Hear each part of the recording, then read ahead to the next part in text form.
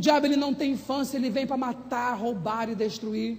Eu estava naquela vida, foi por causa de uma base da família, uma família desestruturada, um pai desequilibrado e uma mãe que não conhecia Jesus e nos levou para o espiritismo. O espiritismo não tem nada de bom para nos oferecer, muito pelo contrário, tudo aquilo que ele nos dá, ele requer pior, 100 vezes pior, que é a desgraça da vida humana, diferente da palavra do Senhor que diz que a salvação é de graça.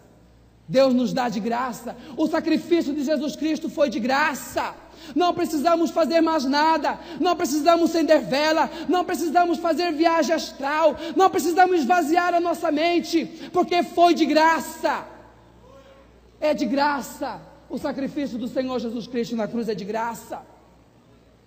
E em São Paulo, já fazia mais ou menos 2 anos que eu estava em São Paulo, eu fiz uso de silicone industrial no meu corpo. Eu coloquei 4,5 litros de silicone no meu corpo. Eu ia para Curitiba, eu ia de São Paulo em Curitiba fazer uso desse silicone no meu corpo. Aí o meu corpo já estava de mulher, o meu peito já estava bem grande de hormônio, o meu cabelo já estava bem grande. Aí eu comecei a conhecer outros travestis, como se diz entre aspas, de elite. Eu perguntei para eles assim: como é que vocês conseguem comprar um carro chique? Como é que vocês conseguem comprar um apartamento chique? Eles disseram para mim: em Paris se ganha mais dinheiro. Eu disse para eles: então eu vou para Paris. Eu vou para Paris.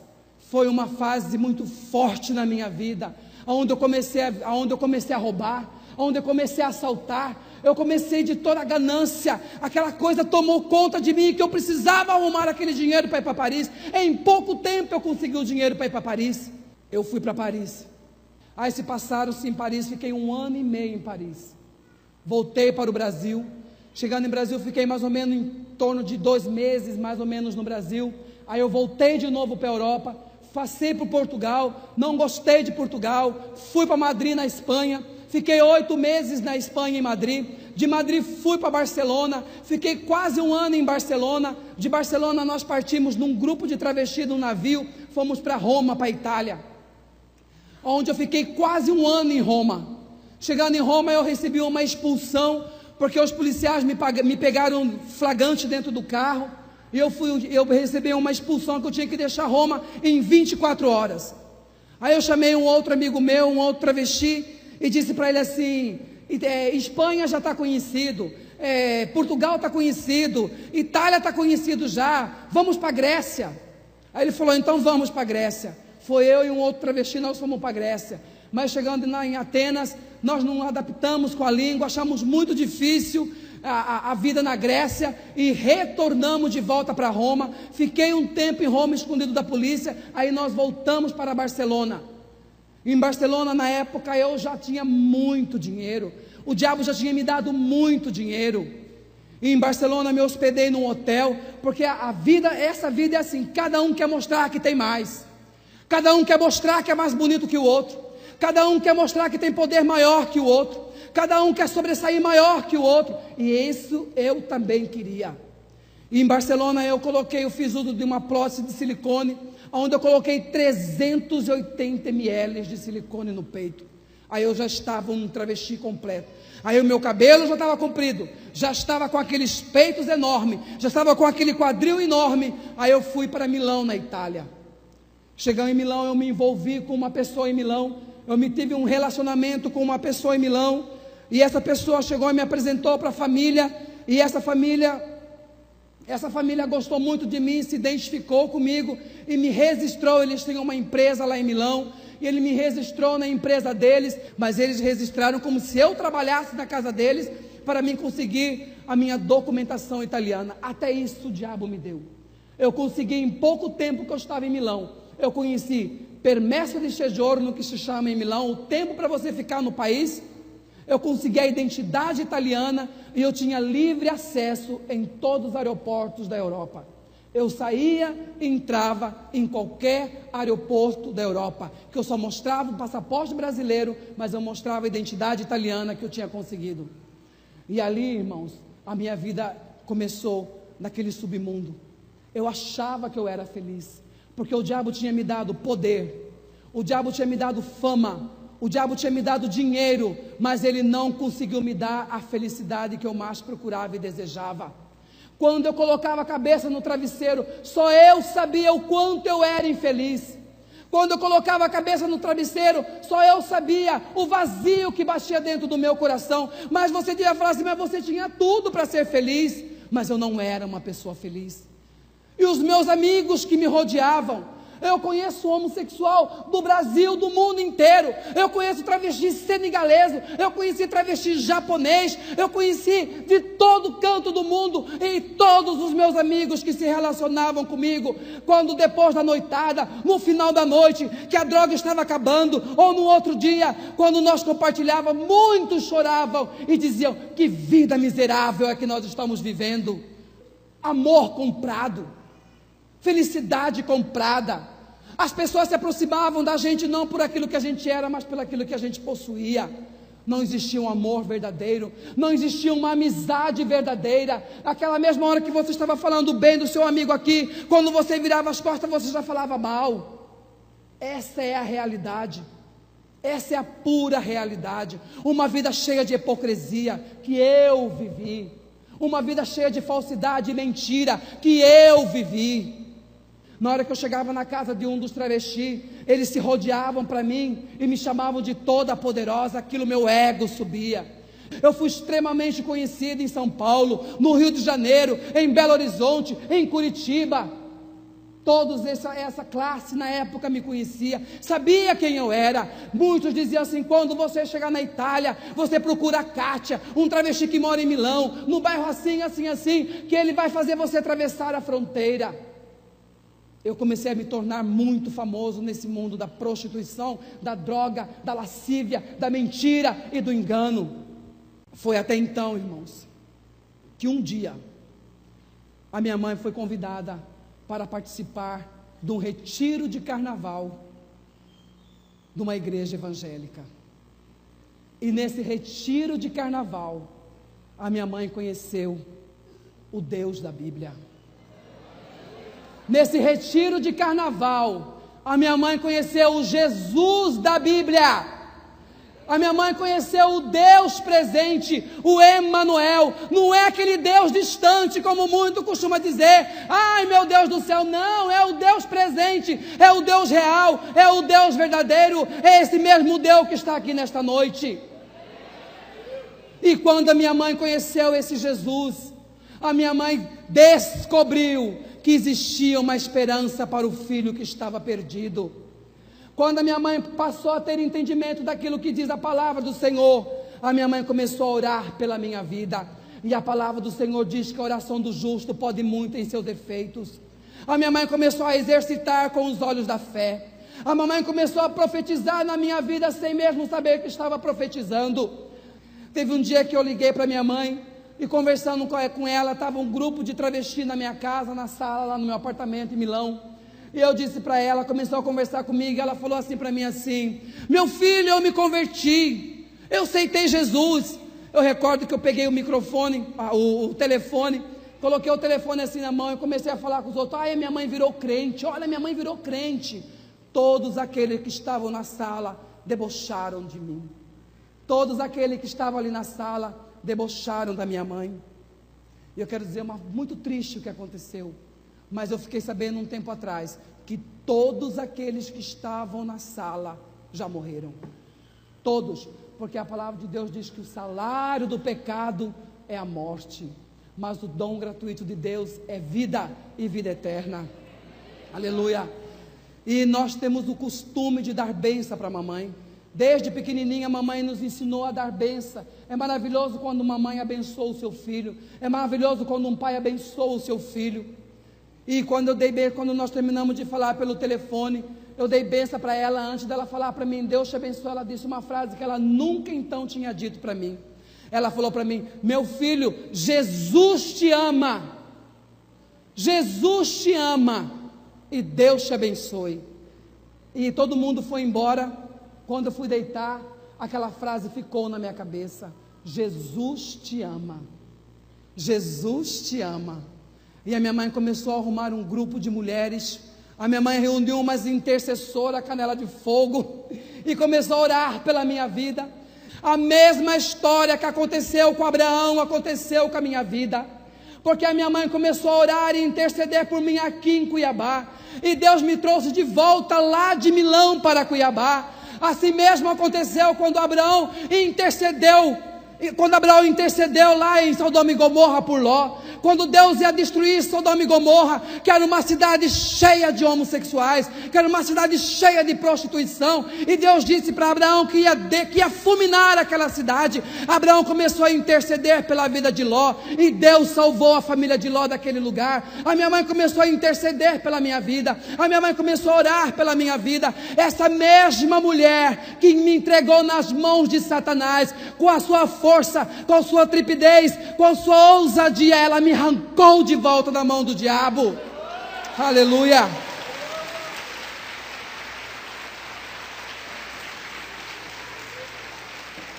Aleluia, Jesus.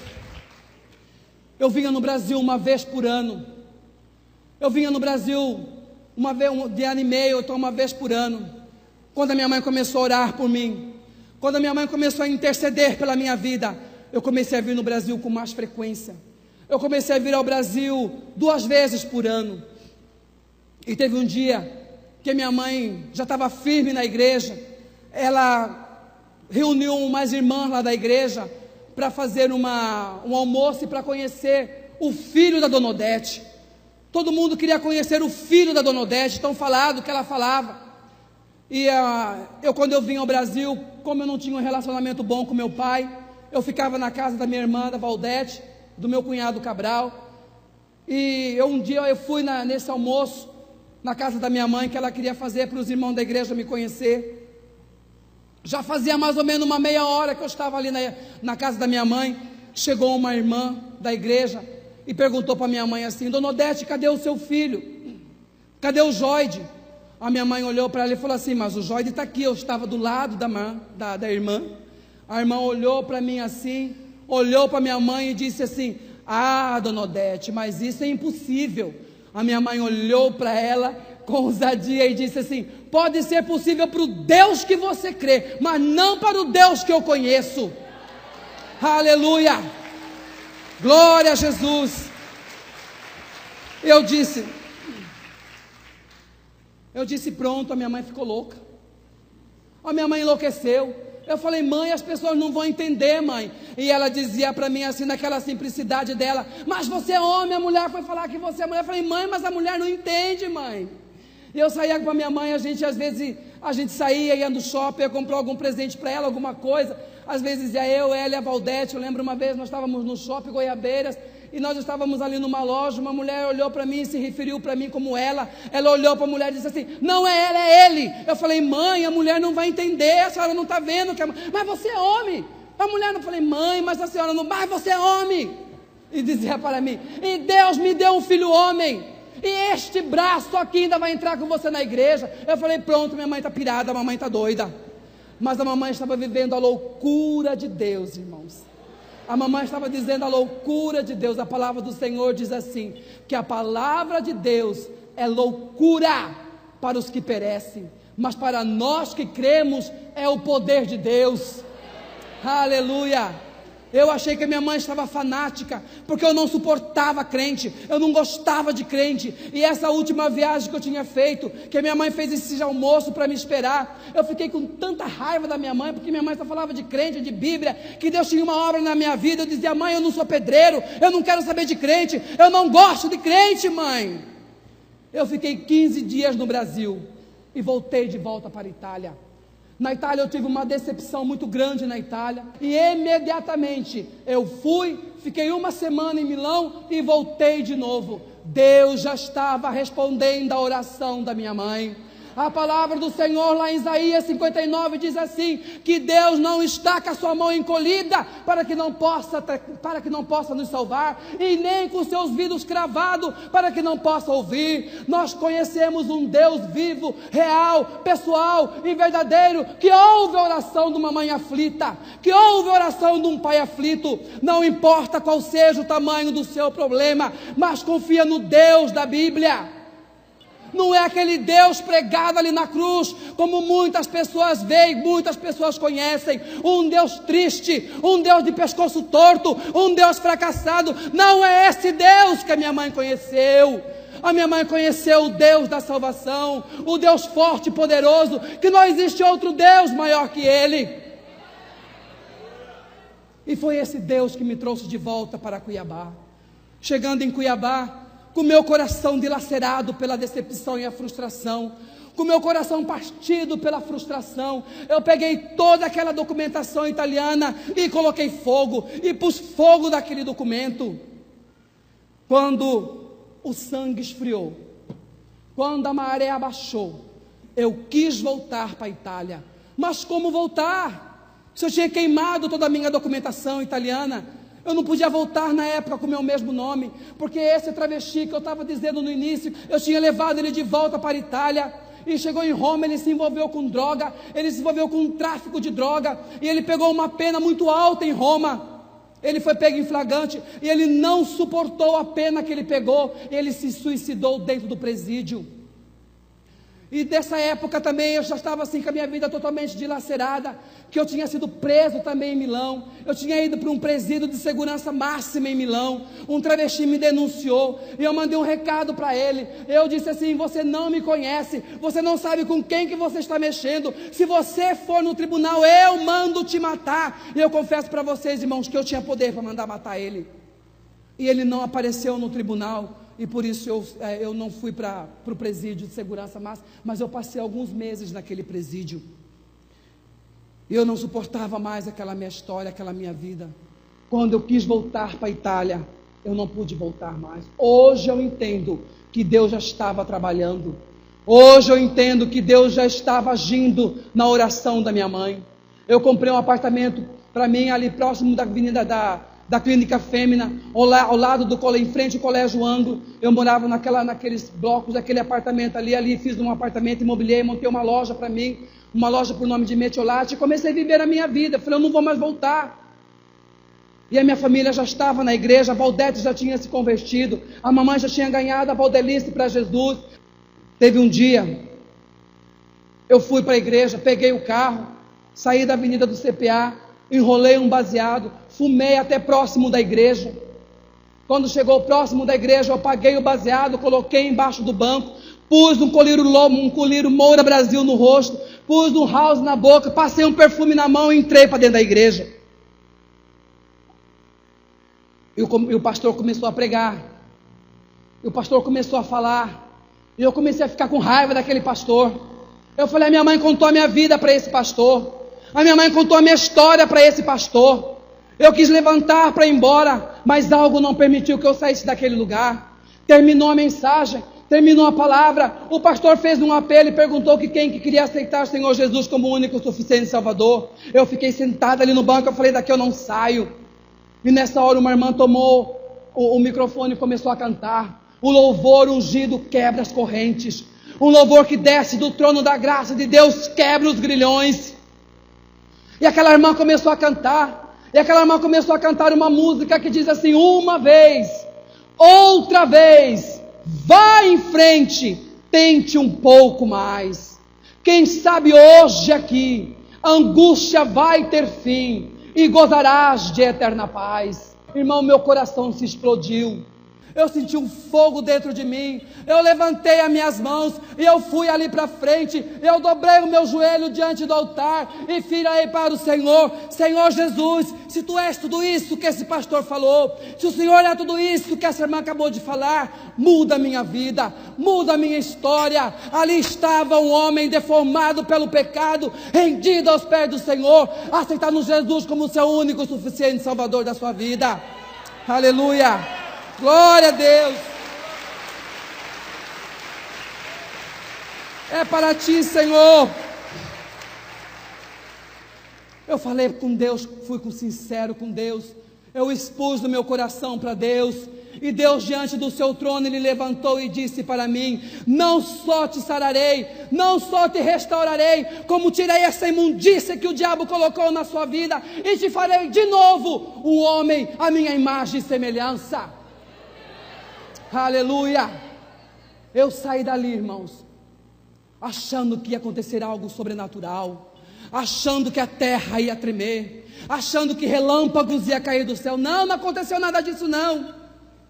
A minha vida continuou normal, até que automaticamente eu comecei a perceber algo diferente na minha vida.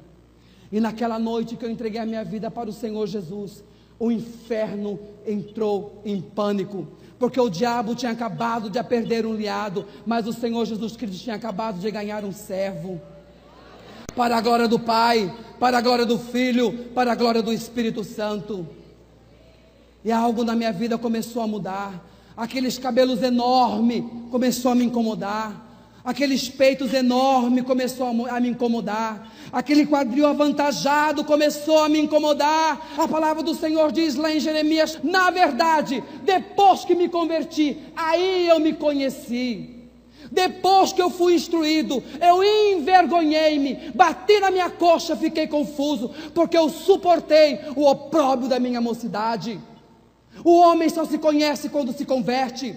O homem só passa a ter vergonha do pecado quando ele entrega a sua vida para Jesus, que o Espírito Santo revela o seu pecado e passa a habitar dentro dele. Aquele peito começou a me dar nojo, aquele quadril começou a me dar nojo, mas as vontades não acabaram. As vontades continuaram dentro de mim.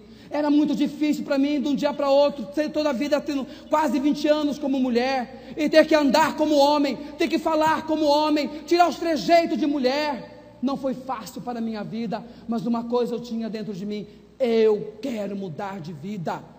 E foi passando uns dias, o diabo, não satisfeito com a minha decisão, foi um rapaz lá na minha casa, na casa da Valdete, que eu morava com a Valdete, e esse rapaz começou a conversar comigo, e ele disse para mim assim: mas você que é o Joide, você que aceitou Jesus? Eu falei: sou eu sim.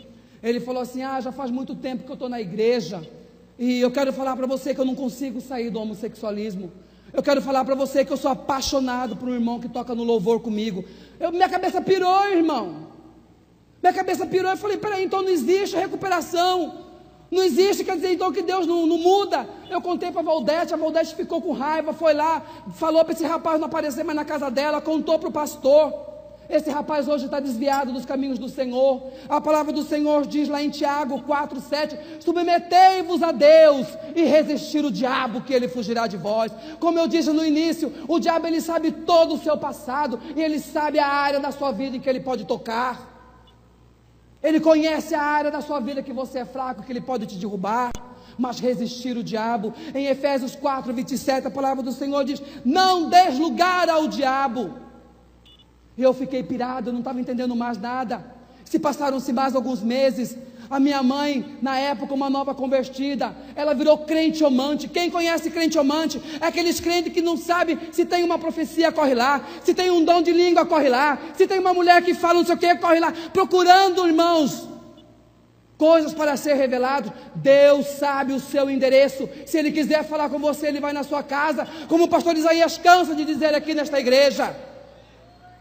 Se Deus quer falar com você, Ele vai na sua casa, Ele sabe onde te encontrar. Não precisa ser crente omante, que sai em busca de profecias.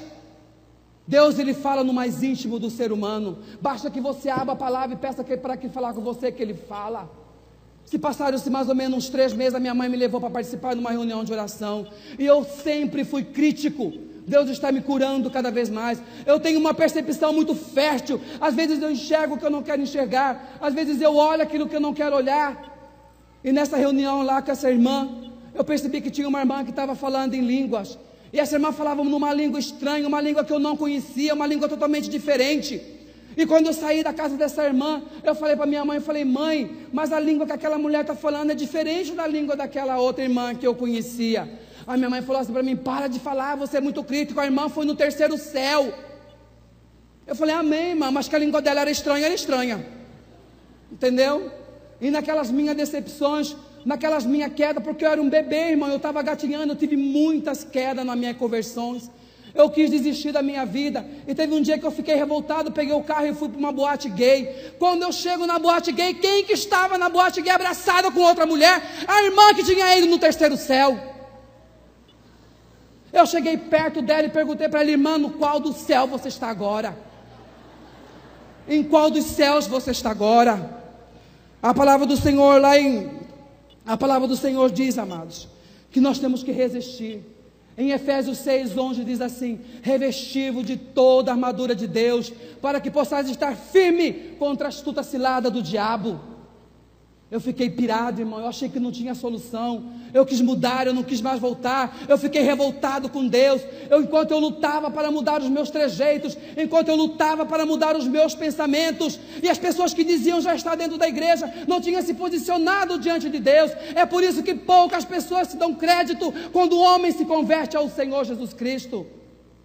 Como eu estava dizendo no início, meu cabelo começou a me incomodar. Eu cuidava do meu cabelo num salão de beleza muito famoso aqui em Cuiabá, na Estevão de Mendonça. E eu cheguei lá, pedi para essa mulher cortar o meu cabelo. Aí eu voltei mais uma semana de novo, pedi para ela cortar de novo o meu cabelo. Aí eu me recordo que um dia a Valdelice, minha segunda irmã, ela olhou para mim e disse assim: mas cada vez que você corta seu cabelo, mais feminina você fica. Aquilo me incomodou muito. Aí eu fui na reunião de oração com a Valdete, na igreja onde a pastora Gisela congregava. Terminando o culto, ela ficou na porta da igreja. Quando ela veio a mim, ela veio me cumprimentar, ela disse para mim assim: seja bem-vindo, meu filho. Eu olhei para a Valdete, olhei para aquela mulher e perguntei: mas quem falou para essa mulher que eu sou homem? Porque eu entrava e saía, ninguém dizia que eu era um homem. E aquela mulher me abraçou, aquela mulher me amou, aquela mulher me acolheu. É por isso que eu volto a repetir de novo: não estou falando de preconceito, não estou falando de discriminação, não estou falando de homofobia, eu estou falando daquilo que Deus fez e aquilo que Deus pode fazer. Nós temos sim que amar, nós temos sim que ter compaixão, não só para os homossexuais, mas para as prostitutas, para as lésbicas, para o ladrão, para o bandido, porque diante de Deus é um pecado como igual outro. Como para Deus o pecado é igual ao outro. Eu achava que o homossexualismo era hereditário, eu achava que o homossexualismo é porque a pessoa nasce homossexual. Não, é pecado igualzinho a outros. Eu provo na Bíblia que é pecado igualzinho ao outro. E no outro dia aquela mulher olhou para mim, no outro dia ela ligou para mim, conversou comigo, me amou, me abraçou, me levou para a casa dela. E nós começamos a caminhar junto. Me levou para dormir ao lado da cama dela. Ela aqui, o esposo aqui, colocou um colchão no chão e punha eu no quarto dela, para que à noite ela intercedesse pela minha vida, porque eu tinha muitos problemas fortes interior dentro da minha alma. Um dia essa mulher foi convidada para pregar em Anápolis.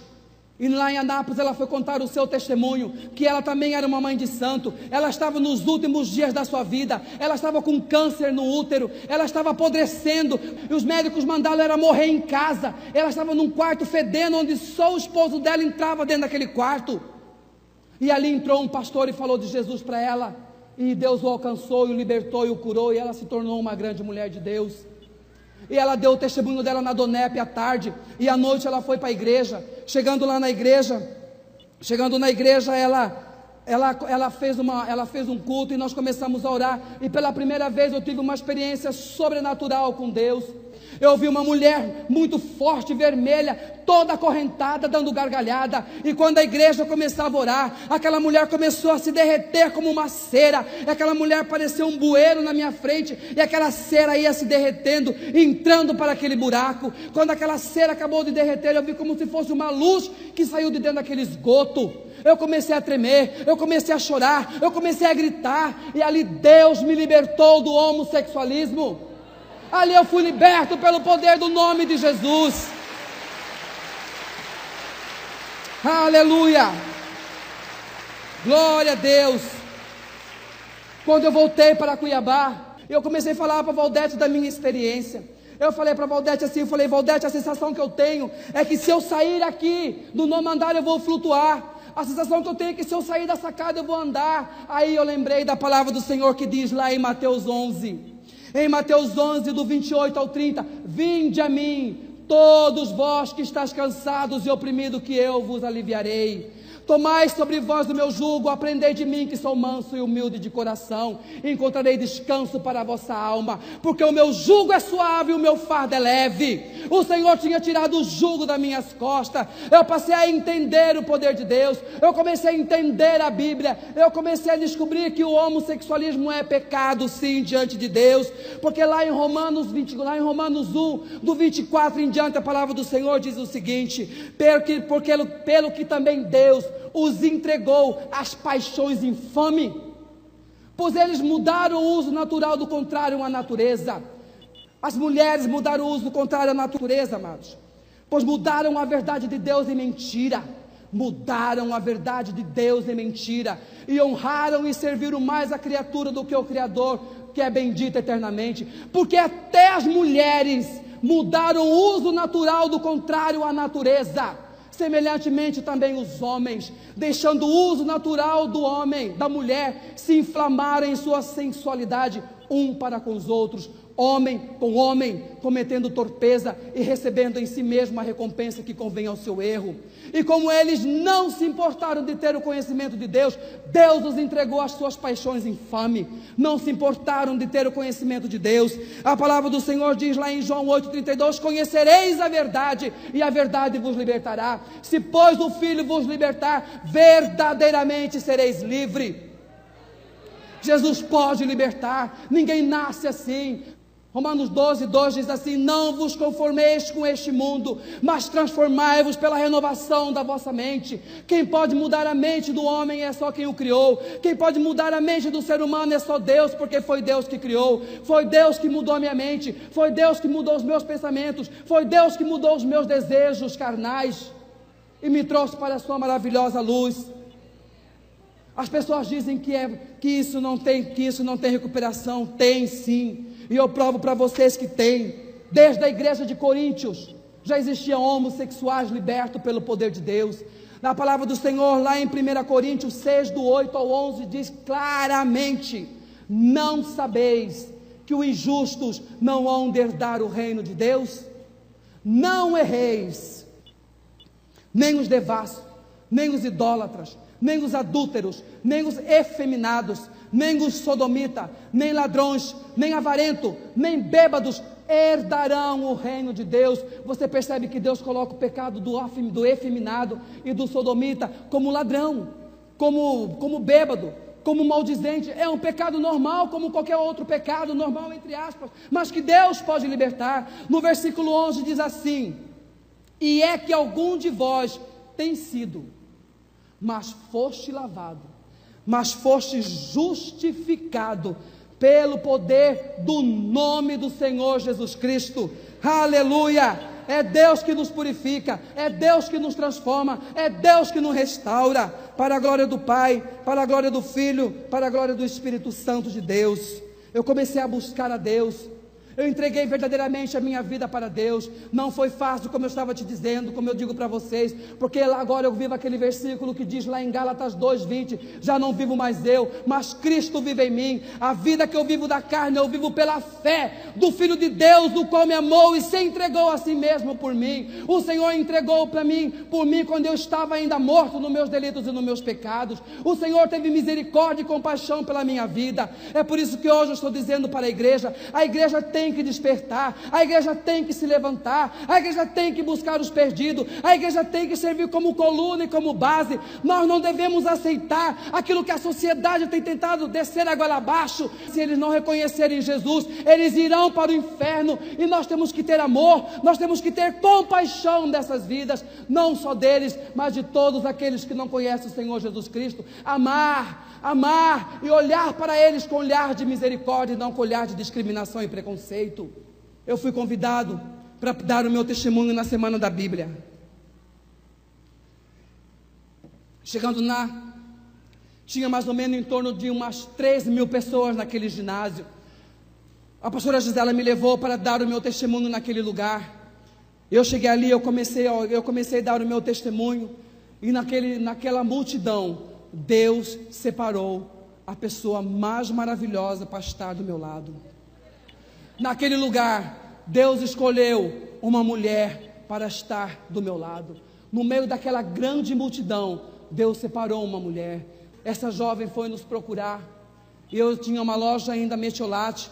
Dessa loja Metiolate, quando eu fui para sairmos dessa loja, eu perdi tudo, o diabo levou tudo. E teve um dia que eu disse para a pastora Gisela assim, eu falei: pastora, eu aceitei Jesus para mudar a minha vida, e cada dia que passa a minha vida fica pior, eu estou perdendo tudo. Ela falou: você vai perder mais ainda, porque Deus não quer nada que o diabo te deu, Ele vai te restituir 100 vezes mais. Lá na igreja ainda da pastora Gisela, tinha um senhor casado, também envolvido com prática de homossexualismo. Quando o jovem veio falar para mim, eu fui contar para a pastora, esse homem foi ao meu encontro, foi com um revólver, tirou o revólver para me matar. Quando ele engatilhou o revólver para dar um tiro em mim, a pastora Gisela passou na frente, o pastor Júlio agarrou aquele homem, e mais uma vez Deus me livrou. O diabo quis me calar, mas Deus já tinha traçado os planos para a minha vida. Quando Deus selou a Edna para mim, a minha esposa, um dia ela foi lá na loja, na Metiolate, e ali ela se apresentou, e dali começou uma grande amizade. Eu com a vida dessa mulher. Eu comecei a sentir um sentimento muito forte dentro de mim, que até então eu não sentia por ninguém. Eu olhava para aquela mulher e eu dizia assim: mas essa mulher é muito bonita para mim. Eu orava para Deus e falava assim: Senhor, eu aceitei Jesus, não foi para casar. Eu aceitei Jesus não foi para ter uma mulher. Eu aceitei Jesus porque eu era uma pessoa infeliz. Eu queria mudar a minha vida, mas eu não quero casar. Mas algo dentro de mim era mais forte. Eu comecei a sentir um sentimento até então que eu nunca tinha sentido por ninguém. E aí nós começamos a trocar bilhetinho. Jesus te ama e eu também. Jesus te ama e eu também. Deus assim foi tão maravilhoso, irmãos, que Ele me deu uma mulher totalmente oposta até então ao que eu tinha vivido na minha vida. Uma mulher simples, humilde, sabe, sem vaidade alguma, desprendida de tudo e de todas. Eu olhava para ela e falava assim: meu Deus, eu não acredito que tem que ser você. E ela foi a minha conselheira. Antes dela ser a minha namorada, ela foi minha amiga.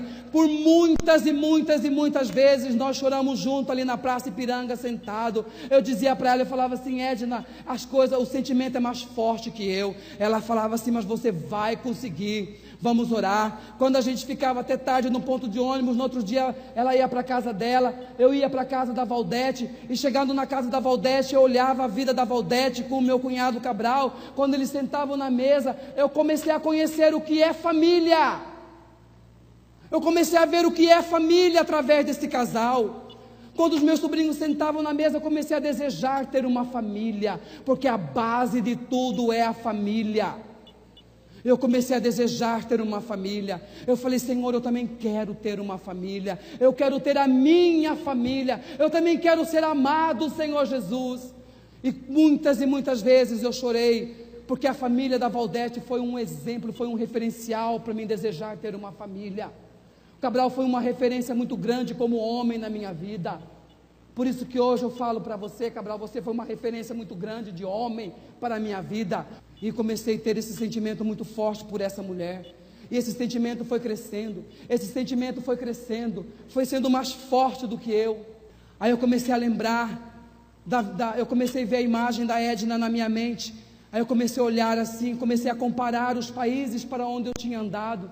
Eu comecei a comparar, irmão, que Paris, a cidade iluminada, a cidade das luzes, não se compara com o brilho que havia no rosto da Edna.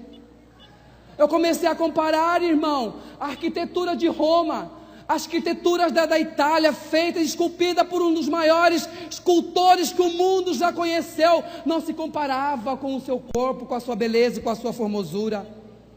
Eu comecei a comparar que a fineza de Londres, aquele país tão chique e fino, não se comparava com a delicadeza da minha esposa. Eu sou um homem lavado e remido no sangue de Jesus, e Deus me deu a coisa mais preciosa que Ele tinha, que a Edna, minha esposa. Eu gostaria que ela viesse aqui neste momento para glorificar o nome do Senhor Jesus. Aleluia! Glória a Deus! Louvado e bendito seja o nome do Senhor. Eu louvo a Deus pela vida do meu pastor Isaías, que acreditou em mim. Eu louvo a Deus por essa igreja. Eu louvo a Deus por tudo.